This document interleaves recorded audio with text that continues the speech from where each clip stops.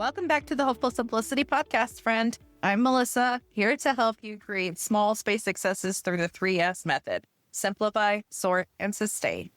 Today, we're stepping right into the most overwhelming bedroom zone. The closet. If you've ever stood in front of your closet, stared at rows of clothes and thought, I have nothing to wear. Well, you're not alone.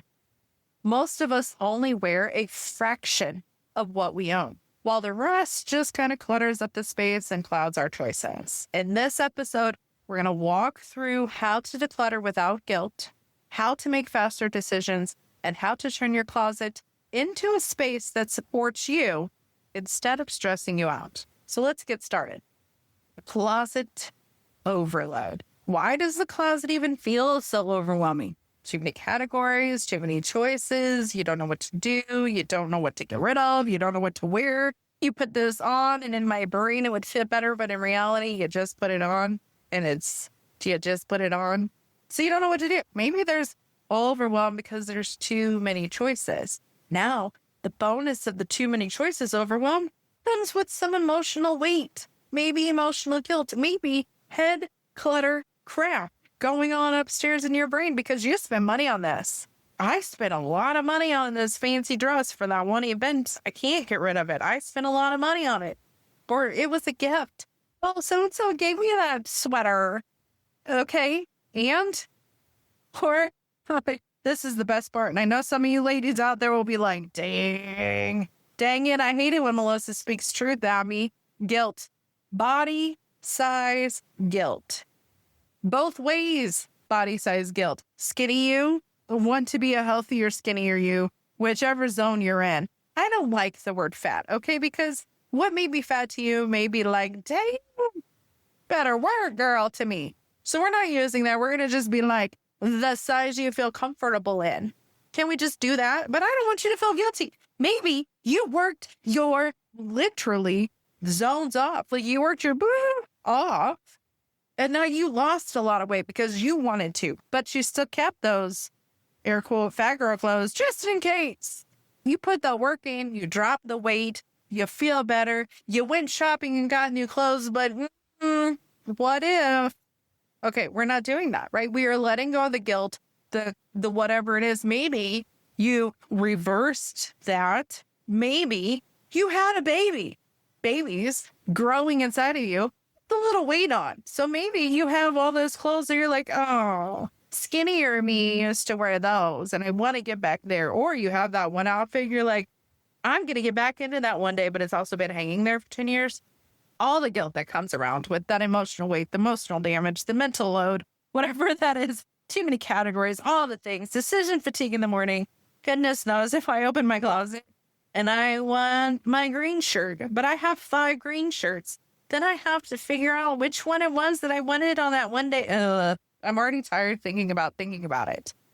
So we're going to reframe our thoughts and energies around how our closet should actually be serving us, right? How we want to feel when reaching for our things. Now, the closet, dresser, get ready space. We're going to call it the closet most of the episode, but think of it as the get ready space. Be it a closet, be it a vanity that you do your hair and makeup up, be it a dresser full of your favorite pajamas and socks. Get ready space. We're going to refer to it mostly as closet, but we're going to tackle a lot of those things. I want you to reframe how you feel about them. How do you want them to feel? If you're saying you want to open your closet door and be like, I can't wait to open my closet door in the morning and be totally stressed out and angry, this episode's probably not for you. No, full of simplicity, organizing probably isn't for you. Because we're not going to go there, right? We're not thinking that way. I want to open my closet and be like, whoa, right? Like the lights come on. I'm at the right store that has all the pretty displays. The closet drawer systems work. I have the fancy hangers. The angels are singing. It's 5:30 in the morning. I found exactly what I was looking for, exactly what I needed. Bonus, it's fresh pressed. It doesn't smell bad. I found exactly the outfit that I wanted to wear from tops to bottoms to underneath to get me out the door. And I wanted to feel like I'm less stressed first thing in the morning. Because when I wake up, take a shower, get ready, I don't need extra negativity to get the day started. I want that closet get ready to space to feel like angels are singing in my existence. Whether they are or not, that's a higher force telling me. But that's what I want my closet to feel like. So reframing is definitely going to be a big part of today's conversation and the closet in general as we talk through the episode. I want to hit pause for just a moment. And if anything we've said so far is hitting even remotely close to your feels of home, I want you to imagine, just picture it, opening your closet tomorrow and only seeing the clothes that fit and feel good. Only having choices that you love. It's exactly what we're working toward. And if you want more guided help, just like these episodes, but on an all-the-time basis, check out the Hopeful Simplicity Library. It's more details with audio guidance, closet resets, tips, resources, and so many more tools, all for just $9 a month. Simplifying decisions. Simplifying decisions meaning, how about I just tell you what to get rid of? Then, bonus, you can just blame me. You're like, oh, I spent a lot of money on that. Oh, but Melissa told me I could and should and will. That's what we're doing. So what to keep, what to let go of. Now, if you listen to the other episode, the first episode of the season, we dove a little bit into the simplifying steps, expired, outgrown, and unused items. Do you wear it? Or is it being unused? Like, do I actually wear it or not? I know you might have the voices in your head or you pull the hanger out and you stare at it long enough and you can justify, oh, well, I don't wear it as much as I blah, blah, blah. Do you wear it? Have you worn it in the last 6 months? Can you recall the last time you wore it? If the answer is a hesitation, no, or you have to think more than done, nope, decision's over. You have not worn it. Now, if you do the hanger trick, like we talked about in the first episode, we talked about the hanger trick. Now, this is where, okay, there's a couple hanger tricks. So let's just focus on a couple of them for now. So if you take your hangers, all your hanging stuff, and you flip them around. So now the hooky part faces you instead of the roundy part. In my head, you can see what I'm seeing, right? Oh, my Lord. It's a podcast, Melissa, focus. So if the exposed hook is facing you, that's turned around. If the rounded part is facing you, that is air quote normal for the purpose of this episode. So if you take all those hangers and flip them around so the exposed hook is facing you, and then in 6 months, simple declutter trick. Anything that isn't air quote regularly hanging gets decluttered. I know it's hard and fast and easy, but you're like, what if no decision was made 6 months ago? First, you said, I'm flipping all the hangers around. That's a great idea. Now, 6 months from now, you said, dang, okay, I'm not even going to look at it. I'm just going to take those hangers out and those clothes are automatically going in the back. I'm not going to think about how much I spent on them. I'm not going to think about if and when and what. None of that. It's just going straight to the back. Decision made in advance, built-in systems. Now, another hanger trick that I love using, I have to use, is I kind of make my clothes earn a hanger.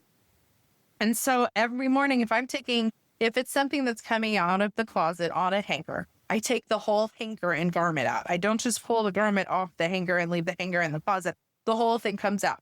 So if I put the shirt on, and this shirt I put on last week and the week before and again today, and I'm like, it's okay. But then you end up changing. That shirt does not get the hanger back. That shirt goes into our donation bin that is set up in the living room, or maybe you have one in your closet or wherever. That shirt is not worthy of a hanger. I don't love that shirt enough to let it take up my space. You don't get a hanger. I put you on a couple times now and I take you back off. You know what that means? That means decisions made because I don't love you anymore. And you don't love me enough to make me feel pretty wearing it or comfortable or calm. That's my favorite hanger tip, is take the whole thing out. If you put the shirt on and then take the shirt back off, it does not deserve a hanger. So let it go. It does not fit properly enough for you to give it space mentally or physically. So there's questions, right? Is it expired?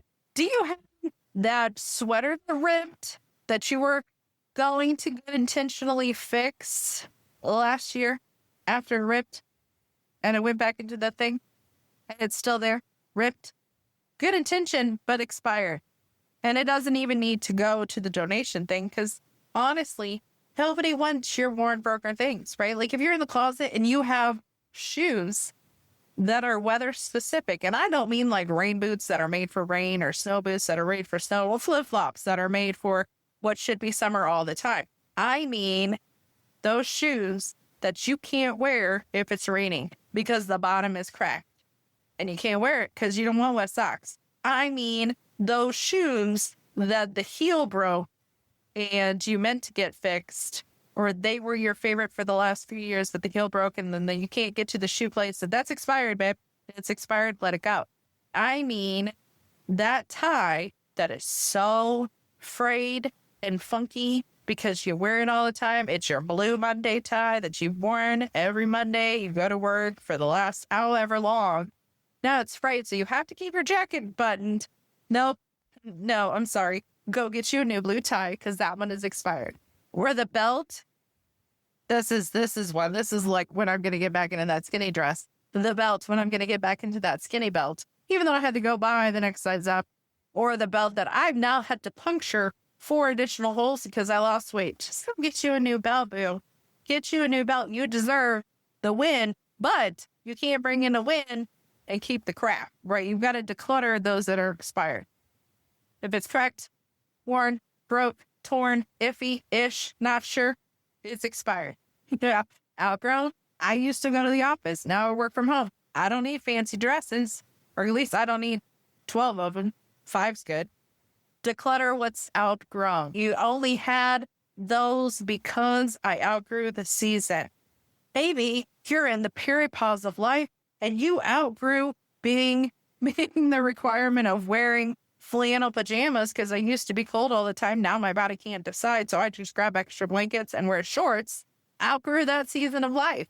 I don't use something anymore. Maybe I don't use the sweaters all the time because you now wear sweatshirts.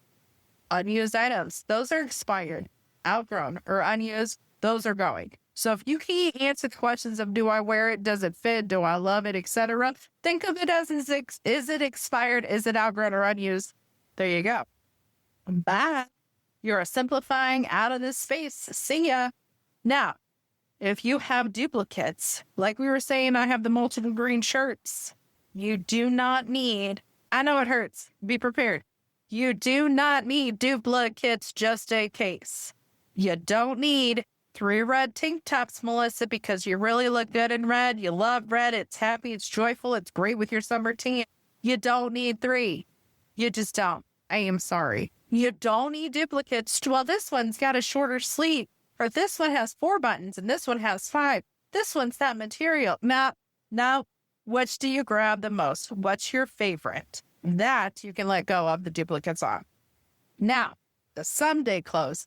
Can we just drop that comparitude of crap? I'm going to someday compare my current self to my possible future self. Or someday my current self will be like my old self. No, ma'am.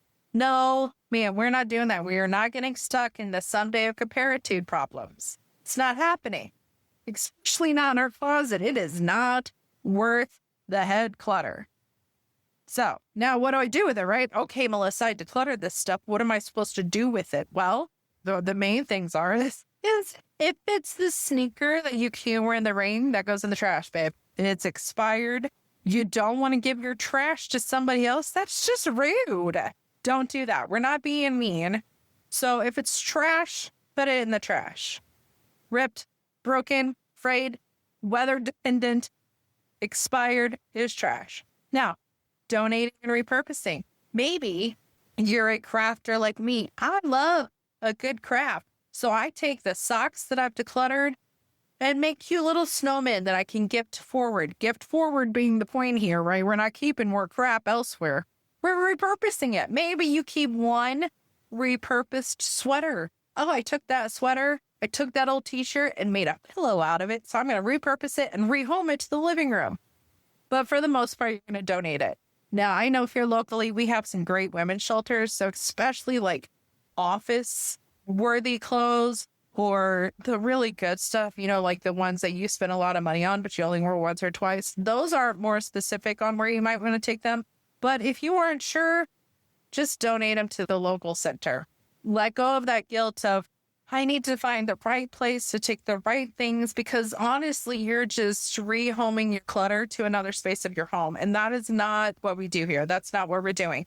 Now, if you're not sure and you're like, oh, I know a place, but you're not sure, put a date on that donate box. Like, you have your box, you have your donation. Since you're not sure and you're just finding a location, you're like, I know I talked to somebody and there was a women and kids shelter, and I just got to find that information. I'm not sure where it goes. Give it a month. If you have not looked up that information, in 30 days from now, that donation box is going to the local center, because it's not taking up more clutter and more headspace and more, guilt on you. We're not doing that. We are just decluttering your spaces so you are less stressed and you are having a better day-to-day moment. Now, great. If you're like, oh, I know exactly where to find that, I just am not doing it right now because I'm focused, I'm decluttering. The donation box is locked, loaded, and ready to go. It's in the car. I will look up the date by next Thursday when I take donations anyway. So then you just make 2 stops instead of 1. Great. But donating, trash, and repurposing, those are the main things that we do with simplifying. Now, you may have a bonus of relocating. Maybe your winter coats are relocating from your closet to the hall closet. Great. That could be a whole other thing. Now, I will recommend, if you are squirrel-tastic like me, I make a pile. That is a 4th pile when I'm decluttering a space. Hell, everything can stay on the hanger. It just gets relocated, right? But I am not in the active decluttering mode. When I am simplifying and focused on a space, I am not taking those winter coats to the hall closet while I'm in active declutter simplify mode. And I will tell you why I do this. I have that 4th bonus pile because if I take those to the other room, squirrel, what? Oh, I'm just going to tidy up this. Oh, I need to do that. Oh, it is 16 million things before I get back to what I was doing. And by the time I get back to what I was doing, which is decluttering your clothes space, decluttering your closet, working on the dressers, you're working on decluttering your get ready space. But by the time I get back there, motivation is gone. I'm already distracted. I already forgot what I was doing. And then I'm angry because what was I doing? Oh, let me back up this podcast episode and figure it out again. And then you have to restart. That's not doing. We're hyper-focusing for 15 minutes, decluttering what's not serving us. That's what we're doing. Once you've decluttered, you're going to sort what's left. You're going to sort it based on your style and your systems. Yes, right? Like maybe you hang your t-shirts where I fold my t-shirt. That's irrelevant. What works for you is what we're going to do. And we're going to make it work for you for your day in and day out activities, not just make it work because in my brain, this is how it should be. That's irrelevant. How it should is nothing on how it's going to be. So group like with like, that's always what I recommend. If you have work shirts go together. If you have shirts in general and you don't care, shirts go together. Whichever that is. If you're a micro organizer, I will tell you I am a micro organizer. So if you open my closet, it is based on sleeve length. So all my tank tops are together. All my t-shirts are together. All my shirts that aren't t-shirts with short sleeves are together. And then you move into long sleeves and sweatshirts. So that's my style though, right? Like you just might be like, cool, it's a shirt. It gets hung up. Maybe you do a no fold system. Oh my God, my kid has a no fold system. Most of the time, he doesn't even have goes anywhere but a big pile on the floor in the closet system, which is, that's his style. But maybe you have a no fold system where all t-shirts go into the white bin with a giant label on. All socks go into the other white bin with a giant label on it. Or all the socks go in the black bin. All the shirts go in the white bin. All the pajama bottoms go in the other bin. All the undergarments that go on the bottom half go in this bin, right? Like maybe you have no fold systems. Maybe you have multiple dressers without a hanging closet with no fold systems. As long as it's sorted and organized for your success by category. Maybe you have skirts and dresses together. Maybe you have skirts and dresses separate. Maybe you have long sweaters and cardigans together. Maybe you have them separate. You've sorted by your space. Obviously, you can't micro sort into a smaller space as much as you may want to. I will recommend macro sorting, macro sorting is one step put away. How can I put it away? Boom, boom, boom. I'm snapping like we're having a conversation. We are. But like macro sorting and then dial in more. Socks are a great example. All my socks get tossed in there. Now, I may mate them and fold them as I pull them out the dryer kind of person. You may just be like, socks go in there. So if you have them folded, great. If not, also great. Again, what works for you? But macro sorting is toss them all in the drawer. Micro sorting is you're like, okay, I've tossed them all in the drawer, but I need to find them in one step. That's the biggest difference. So macro, M-A-C-R-O. So if you're an A, you toss it all in. If you're so micro sorting, hi, that's me. You may have one of those handy dandy little sock sorting containers inside the drawer. Yeah, they all get tossed in the drawer, but these get tossed inside their individual containers for socks inside the drawer. That's the micro sorting. If you're not sure, test it out. Do the one step put away. And then in a week, if you're like, no, I got to find this easier. This is too many steps to find what I'm looking for. Hello, my micro friend. Let's sort it even more. And if you don't have the containers and things like that, I love using Amazon boxes and repurposing what I have. Even if it's cut the flaps off of a cardboard box, use them as drawer dividers for now. There's all sorts of YouTube videos. I may or may not have an obsession with repurposing things because I'm not going to invest in something that I may or may not like until I know that system works. So if you aren't sure on your style, go listen to the other episodes in I think it's season. There's a whole season dedicated to hopeful simplicity terms, macro, micro organizing systems, and visual, non-visual details are in there. If you're in the library subscription, if you're in the $9 plan, the reminders are in there as well. So you can get a refresh so you can be sure, certain, and positive on your organizing style or get real crazy and just go grab the free 101 video from the website. Whatever works for you, but make sure that you're sorting like with like into systems that work for you. Maybe you have hanger tags in your closet that work for you, or color code or season separate. Whichever works for you. If you have to seasonally rotate your clothes, I'm allowed 36 items for spring, 36 for summer. Great. Just make sure that you're not moving your clutter from season to season. You're rotating your organized stuff as you do that. And bonus, if you're doing that, you can deep clean your spaces and declutter as you go. So maybe when you're switching out summer for fall, you're like, shoot, I didn't even wear that this summer. Boom, declutter it while you're there. Hello, more space. Like that's your opportunity if you're a seasonal rotator. I am not. I'm a layer person. I wear the same stuff all year round. Sometimes you get a sweater or sweatshirt on top. Sometimes you just get my tank top. Depending on, again, what works for you. Maybe you just keep like some things completely separate and sorted.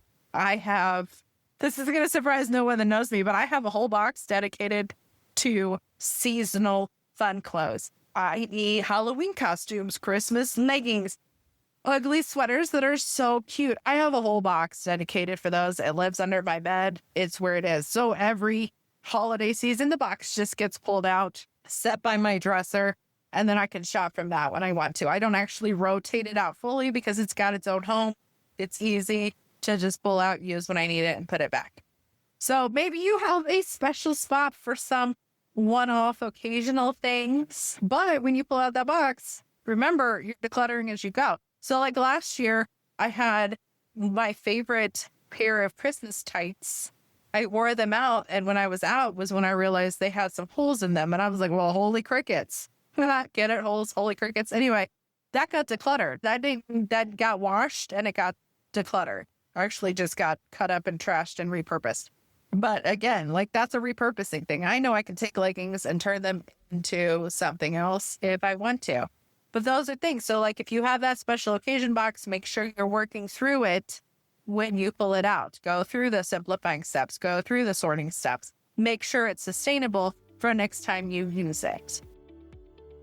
All right, I want to hit pause for just a second. And I want you to think, what's one category in your closet that you could reset this week? Is it the jeans? Is it the t-shirt? Is it my favorite in the socks? I want you to think about that, which is one thing that can get better this week.